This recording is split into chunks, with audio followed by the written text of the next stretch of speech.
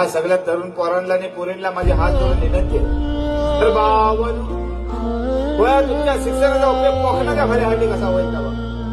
जो तो उठतो तुझ्या आंब्याने काय तिच्या मागे कोकणात त्या फलफलवर कमी रतांबा आहे, करता आहे, जांभला आहे, फणस आहे, नारळ आहे. कधीतरी जावा त्या केरळात बघा त्या लोकांनी नारळाचं काय काय केलं नाही ते. तर लोक नारळाच्या करवंटाने सोडणा फेकून देत नाही. त्याची वस्तू काय बनवतात, पटना बिटनाचा पीठ करतात सगळं देतात. आम्ही सोडणाने करवंट्याचं काय करता चुलीत घालता, पेटवतो, पाणी टाकून आम्ही घालता. आमच्यासारखं दिलबदरी आम्ही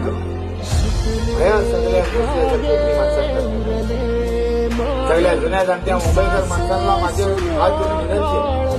तर आज आमच्या कोकणातल्या जमिनीला पैसे लावतात आहेत, आम्ही लॉक जमिनी विकत मंडळीने काय विचार करा, काय वर्षाला आमच्याच कोकणाला आमच्याच पोरांना तांबे ठेवायला लागणार आहे. हो मुंबई पुण्यातली माणसं जर इथे डेव्हलपमेंट का डेव्हलपमेंट काय म्हणता ते करू शकतात, मग आमच्याच पोरांना धाड काय भरलेली आहे. या सगळ्या गोष्टीला जर कोकणी माणसांना करण्याची गरज आहे. अहो जमिनीचं असतील काहीतरी भावकी बिवकीतले वाद, पण आपल्या भावकीसाठी आपण येऊन त्यांना मागं पुढे व्हायला काय होतं. पण आपल्या भावकीतल्या वादामुळे आपण बाहेरच्या लोकांना मोठं करता होय, ह्या गोष्टीला जर कोकणी माणसांना करण्याची गरज.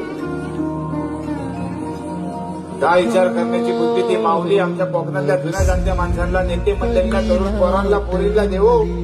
आणि या सगळ्यांच्या माध्यमातून आमच्या कोकणातल्या लोककलेचा, आमच्या कोकणातल्या बोलीभाषेचा आणि आमच्या कोकणाचा झेंडा सगळ्या जगामध्ये फडकवून त्या माऊलीच्या चरणी आम्ही गाराला घालतो.